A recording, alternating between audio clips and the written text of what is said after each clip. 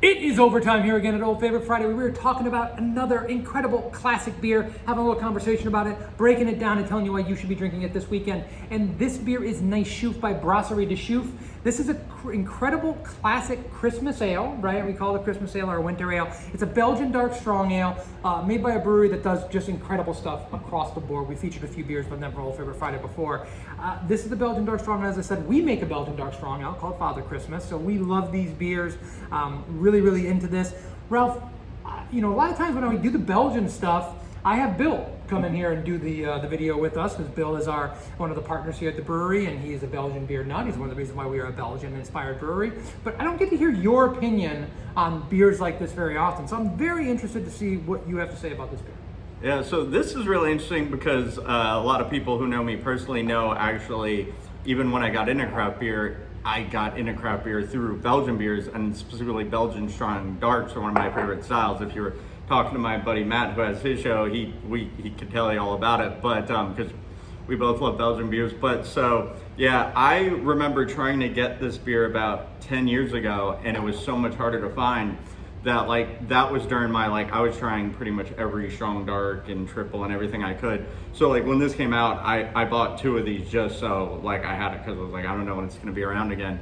And this is just such a great classic example of the style, in the way that just as far as the flavor of the beer, it gives you all those bready, spicy character, but a lot of the time, especially when sometimes there are people trying to imitate the style or doing it as a one-off, let's say an American brewery does an anniversary and they don't specialize in Belgian ales, it can be too much, too much fruit, and then they think it has to be sweeter and sweeter. But this is a classic example of how the Belgians talk about some of their beers as an after dinner drink, and it can help with your digestion and with the meal. And it's true, because it's everything you think of with a Belgian beer, but it's not pretentious, and it is, obviously it's a true Belgian beer, but it's exactly why people fall in love with Belgian beers, is because of that bready character that gives you all those beautiful flavors without being over the top.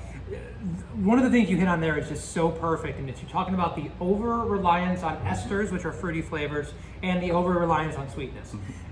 To a T, if you go into an American brewery and you get their quadruple, which is a Belgian dark strong ale, not every one of them, there are people that do them incredibly well, so please understand that. There are people that do them well.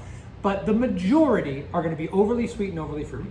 I've traveled the country, I've gone to brewery after brewery, I know a little bit about Belgian beer, I've brewed Belgian beer, I'm an owner of a Belgian style brewery, and that's the one thing that always baffles me, is that when you try these beers, the baseline for the style, the beers that we're all trying to emulate, they are profoundly drinkable, right? There is a little bit of sweetness here, but it's the right amount of sweetness. It is not over the top. There are fruity esters, but there are spicy phenols that balance out those esters. So I'm not just biting into a plum, right? I'm not just eating a handful of raisins. I'm getting some of those flavors, but they're subtle and well balanced. And listen, it takes skill to do that. I understand it. And if you're not used to working with some of these yeasts and the fermentation temperatures, which change the flavor profile, I can understand having problems with that.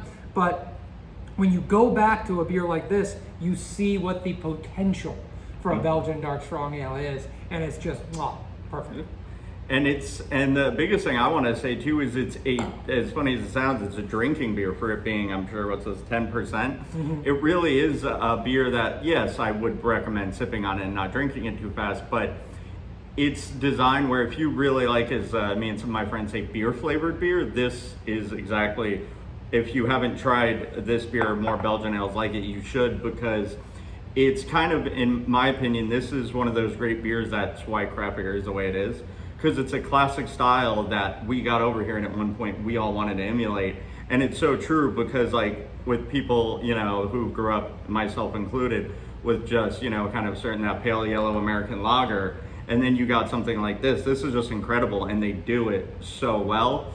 And it's this should be if they have BJCP picture book, this should be right in there. Yeah, and so I was just reading on the bottle, so the spices, and I didn't know this until I just read this. Orange peel and thyme are listed as the spices, and I don't know if that's all the spices. It says Belgian dark strong ale with spices, but it says orange peel and thyme, or orange and thyme. Really interesting flavor profiles there. I guess as I'm reading that, I'm smelling and tasting some of those, but I'm getting so much more. I'm getting so much more spice box. I'm getting cinnamon. I'm getting a bunch of different flavors out of this, as well as those dark fruit flavors. This is also important to say, this is a beer that ages extremely well. And one of my partners at Barrel Monks, Bill McPhee, every year he does a Christmas party where he has verticals of many classic winter ales from Belgian breweries. Almost always has Chouffe involved in that. And I've had these beers back 6, 7, 8 years old, and they still drink extremely well and develop over time. They're bottle conditioned beers, which you should be in this style, which adds to the mouthfeel and the ageability, the longevity of the beer. There's just so much going on in this glass. In this bottle, there's so much going on, which is so impressive. Pairs extremely well with food. I actually am going to be, I do a brine, it's not with this particular beer, but with the Belgian Dark Strong Ale with Our Father Christmas. My turkey brine for Thanksgiving is with Father Christmas, because all those flavors of clove and cinnamon and ginger permeate the food and give you more flavor. So there's so much versatility. I mean, man, as a Belgian-inspired brewery, we just love this stuff, and it's really, really great to hear your take on it. I know you also have a Belgian Dark Strong Ale recipe that we're going to be brewing coming up in 2024, and I'm sure that beers like this are what your inspiration is, 100%. Right? Yeah, because and that's even kind of what, and I won't talk on it too much, but that's kind of this and other beers like it are kind of what inspired me to even do that. Because like I said, these beers are what got me into beer in general. And so to not do a nod to these would just be kind of a crime, I feel, because you kind of really, it's always nice to do the next cool thing and be popular and whatever, but sometimes you want to go back to your roots and be like, I try to do a thing really well. And the one thing specifically I wanted to mention about this is I would have never have probably caught the time, but once you said it, because I wanted to take a sip to see if I got it, they did it so well because it blends all together. But like, if you know about it, like you can pick it out. But that's why they are what they are. They did such a good job at blending those spices. I think that's what elevates this to being like, this is a true Belgian classic. Yeah, and it is. And listen, if you're lucky enough to have this beer available in your market, and like Ralph said earlier, there was a time when we did not have this beer available in this market here, and people had to trade for it. If you're lucky enough, revisit this beer. If you got into craft beer like Ralph and I also did by drinking Belgians, revisit this beer. Go back and try it.